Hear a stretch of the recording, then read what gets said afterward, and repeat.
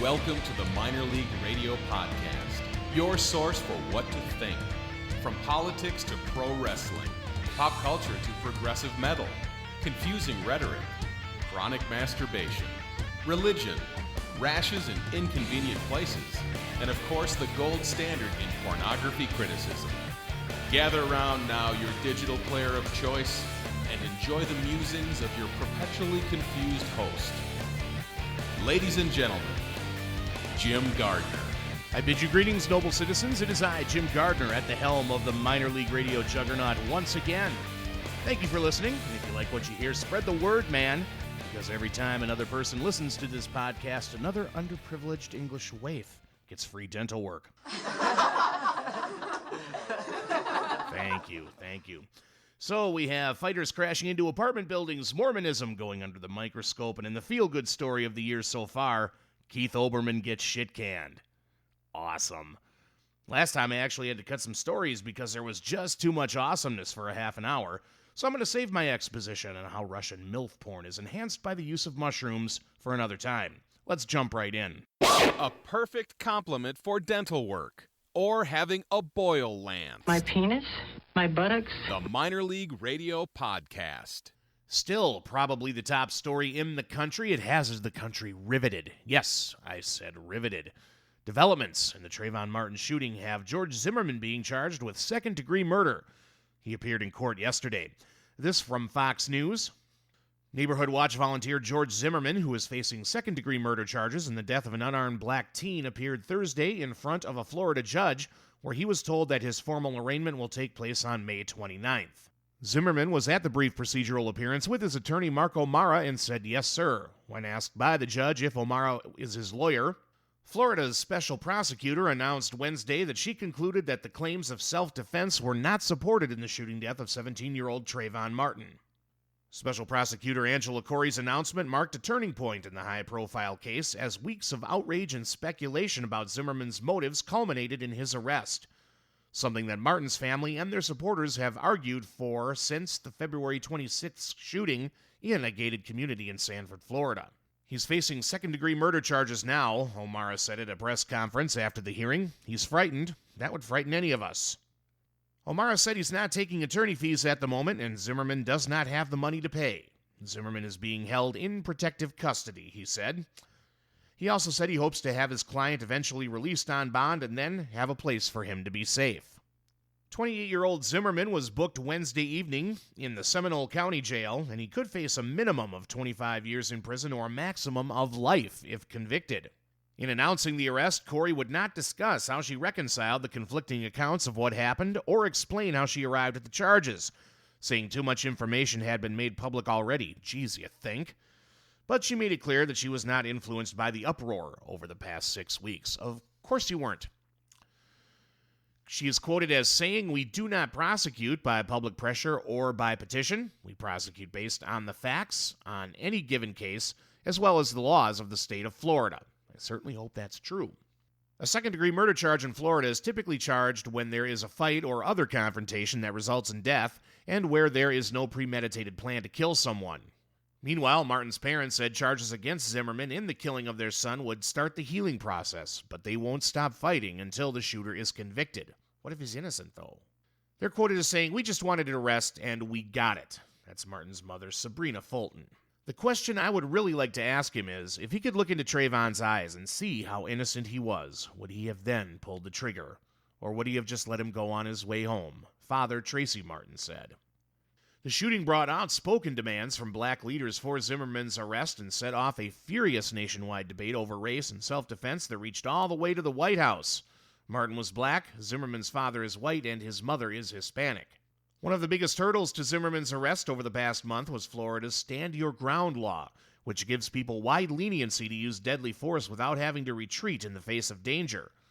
The lack of an arrest had sparked outrage and rallies for justice in the Orlando suburb across the country. Many legal experts had expected the prosecutor to opt for the lesser charge of manslaughter, which usually carries 15 years behind bars, and covers reckless or negligent killings rather than second-degree murder, which involves a killing that results from a depraved disregard for human life. I tend to agree with this. I don't think that's smart, going with second-degree murder. The most severe homicide charge, first-degree murder, is subject to the death penalty in Florida and requires premeditation, something that all sides agreed was not present in this case. To recap, the confrontation took place in a gated community where Martin was staying with his father and his father's fiancée. In phone calls, Zimmerman told an emergency dispatcher that Martin looked suspicious, and he followed the teen despite the dispatcher's advice. Zimmerman's father said that Martin threatened to kill his son and that Zimmerman suffered a broken nose. A video taken about 40 minutes after the shooting said that Zimmerman arrived at the Sanford police station, showed him walking unassisted and without difficulty. There were no plainly visible bandages or blood on his clothing, but Zimmerman may have had a small wound on the back of his head. This is what I'm talking about, though. We just need to relax. Let the authorities do their thing, and things will happen. Now let's just continue to relax and let the legal process do its work. I think Zimmerman is pretty much fucked, although the prosecution might be aiming a bit too high by charging him with second-degree murder rather than manslaughter, but that's just me. Not a legal expert, this guy.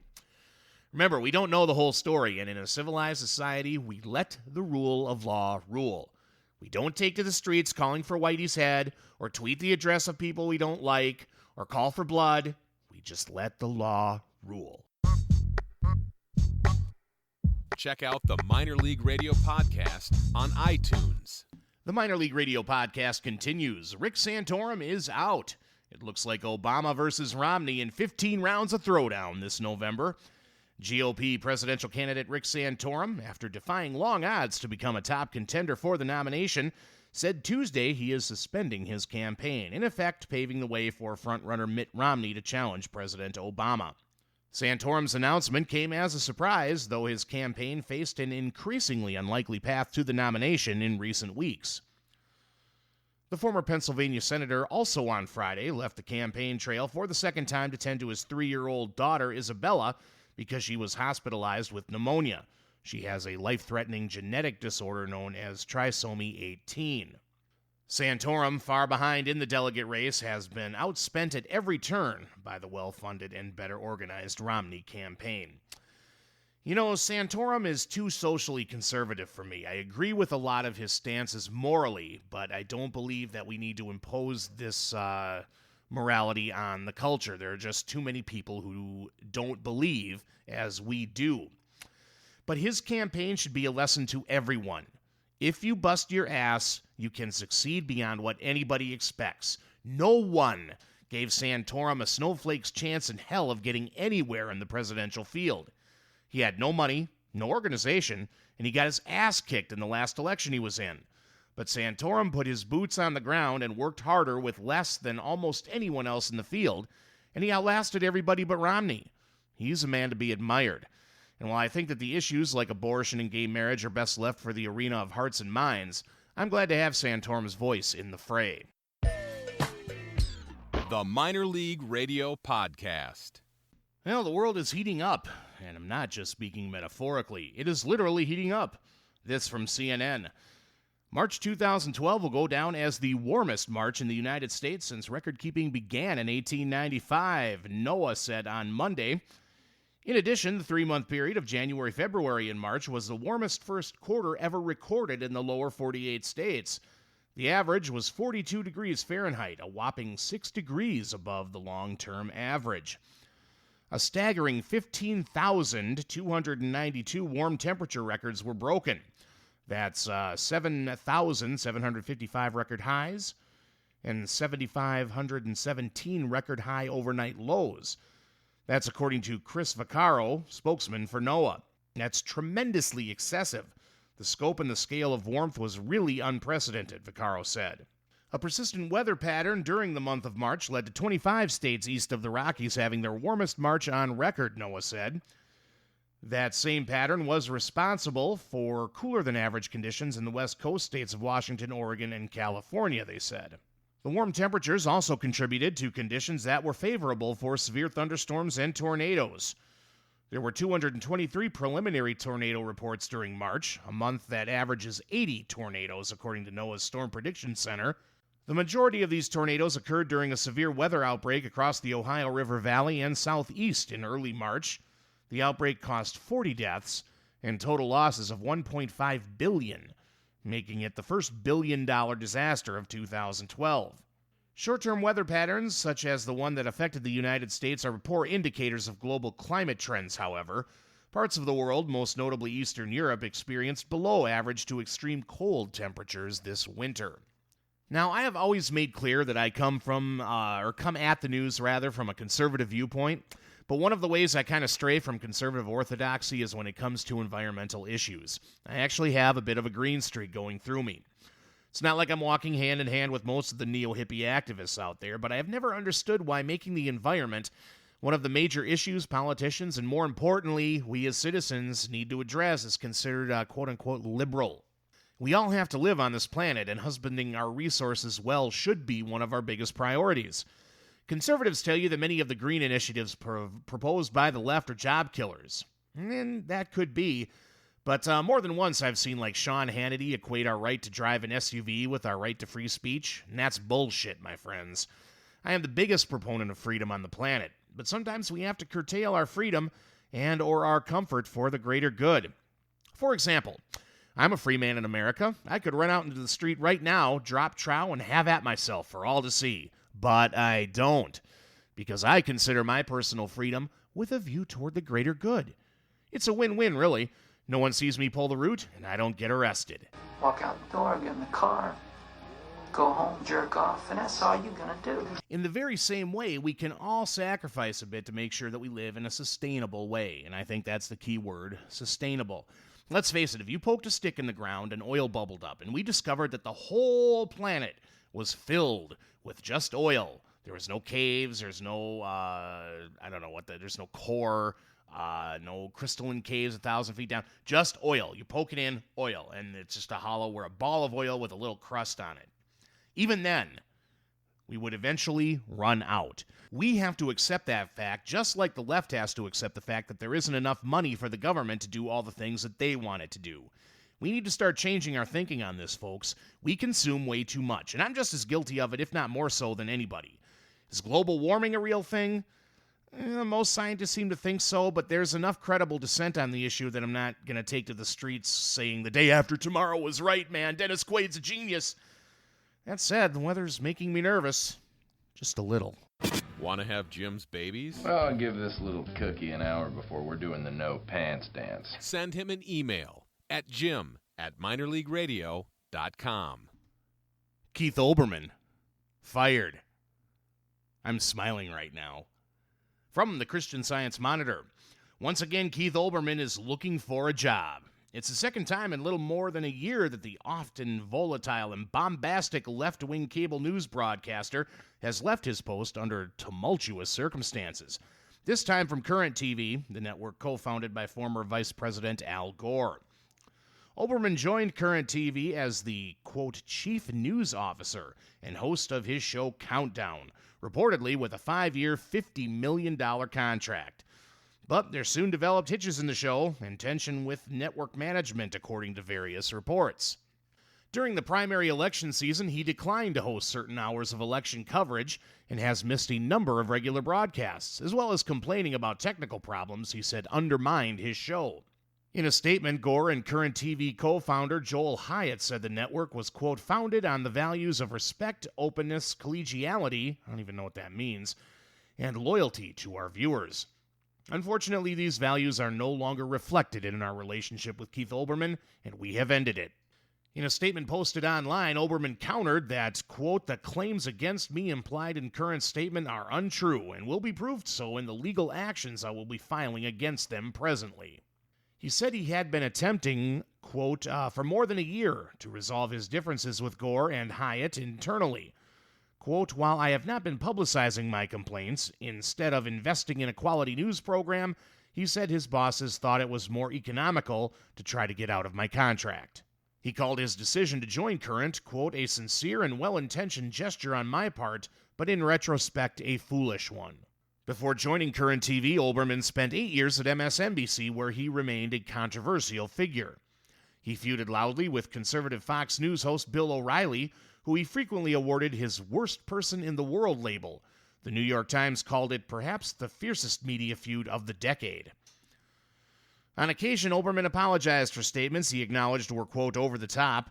Most infamously, his description of then U.S. Senate candidate Scott Brown as an irresponsible, homophobic, racist, reactionary, ex-nude model, teabagging supporter of violence against women and against politicians with whom he disagrees. Even comedian Jon Stewart, who rarely holds himself back, found it startling. Quote, the harshest description of anyone I've ever heard uttered on MSNBC, and that's saying something for that network.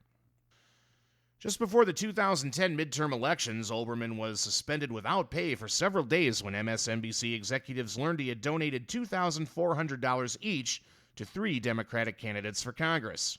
Keith Olberman is a gifted thinker, an amazing talent, and a powerful communicator, Mr. Gore said when announcing Olberman's move to Current last year.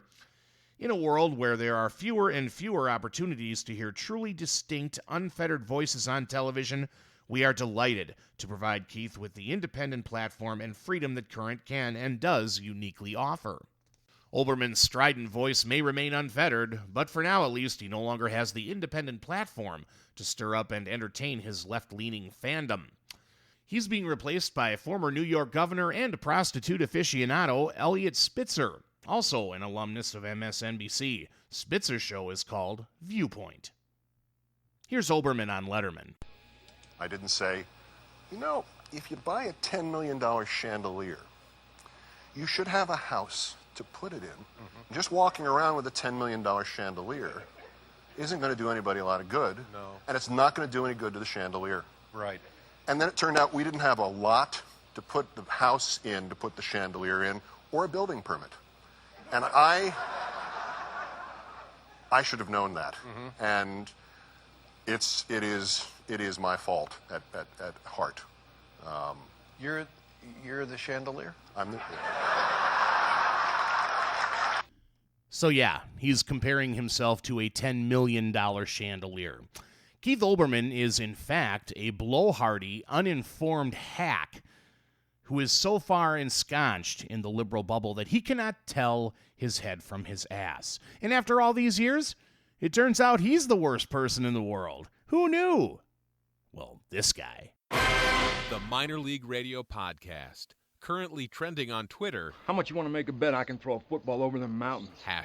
#awful. Well, the 2012 Rock and Roll Hall of Shame announced its inductees, and once again, I'm pissed. I don't even know how long ago they inducted or announced these inductees, because I don't really follow them. But here you go. You got the Beastie Boys, you've got Donovan, you've got Guns N' Roses, you've got Laura Nyro. I don't even know who the fuck that is. Chili Peppers and the Faces, not to mention the Comets, and the Blue Caps, and even a few other more obscure names. Okay, so the Faces, Donovan, fine. But the Beastie Boys and the Chili Peppers before acts like Rush and Judas Priest? And once again, I ask you, who the fuck is Laura Nyro? No Deep Purple? These people are retarded. And I'm not saying that to be provocative. I mean, literally, they have to be developmentally disabled. Every time I think of the morons at the Rock and Roll Hall of Fame, I think of a group of rabid monkeys throwing poo at each other. Now, Guns N' Roses absolutely deserves to be inducted, but not before Deep Purple. People are applauding Axl Rose for declining to attend and asking not to be inducted, but that's just him being a paranoid, unforgiving asshole rather than him thumbing his nose at the hall. These idiots didn't induct the fucking Beatles until their 3rd year of existence. It would have been my first pick. It took them 10 years to induct Led Zeppelin. The Talking Heads are in the hall, but not Rush. And who the fuck are the Blue Caps anyway? Who the fuck are the Comets? Although it was pointed out to me that the Comets could be Bill Haley and the Comets. Bill Haley is in the Rock and Roll Hall of Fame. Why would you not induct his band at the same time? Morons. Why is Kiss not in the Rock and Roll Hall of Fame? Rock and roll has always been about rebellion and creative adventure that anyone could take part in. But the Rock and Roll Hall of Fame has turned into the same political, sterile, elitist, corporate bullshit mongers. They are the very antithesis of what rock and roll is all about. The Minor League Radio Podcast. A half hour you'll never get back. All right, on to some goofy shit now as the Minor League Radio Podcast continues. A woman caught smoking in a non-smoking area of Denver International Airport on Tuesday responded by putting out her cigarette and taking off her clothes. At around 8:45 a.m., after being asked to extinguish her cigarette, the woman stripped naked in the B concourse, this according to TMZ. Quote, the woman told officers that she'd had no sleep the night before, unquote. That's according to Raquel Lopez, spokesperson for the Denver Police Department. She told that to MSNBC.com. The woman was taken in for a medical evaluation. No one was arrested, no one was hurt, and no report was filed, Lopez said. Police and paramedics responded and, quote, the woman was ultimately transported to a local hospital, said Laura Cole, Denver International's Director of Media Relations. There are 4 smoking lounges at the airport, including 2 Aviators Club smoking lounge locations, but there is no clothing optional area, Cole said, nor are there plans to create one anytime soon. Personally, I think the whole country should be clothing optional. And in more nudity news, a maid service in Texas is offering something a little more than just a clean house. Nude maids. Fantasy Maid Service of Lubbock bills itself as offering, quote, nude or topless maid service. It charges $100 an hour for 1 maid and $150 for 2. We also do parties. It recommends hiring at least 2 maids for that. It also prominently crows about offering discounts for police. Ask about our law enforcement discount. Which is probably a good thing because, as the Associated Press reported, police in Lubbock are keeping close tabs on the business. Police Sergeant Jonathan Stewart told the AP that Fantasy Maid Service does not have a permit to operate a sexually oriented business in the staunchly conservative city and could get a $2,000 fine for any violations. Fantasy Maid Service takes great pains on its website to make it clear that it is not a sexually oriented business. Quote, do not attempt to solicit a maid for sexual services, the website says, in all caps, so that you can't miss it. Well, baby, me so horny. Me so horny. Me love you long time. You Connie? Further down, it also exhorts customers to remain clothed, unless you are a nudist. Ultimately, I don't see a problem with this. This is, I've seen interviews with this lady, and I'm going to go out on a limb and say that she doesn't have, like, an engineering degree, because if she did, she'd probably be engineering. So she is using what tools are available to her, along with her own ingenuity, to get ahead in life. It's not, people should be free to do this kind of thing. If you don't like maid or nude maid service, then don't order a new maid. It's just that simple. People should be free to do as they please. And on that happy note, we will close the book on another Minor League Radio podcast. Check out the website at minorleagueradio.com and leave a comment if you are so inclined. You can also email me. That's Jim at minorleagueradio.com. The podcast is available on iTunes. You can subscribe there. Spread the word. If you like the podcast, tell a friend. And if you hate it, tell an enemy. Until next time, au revoir.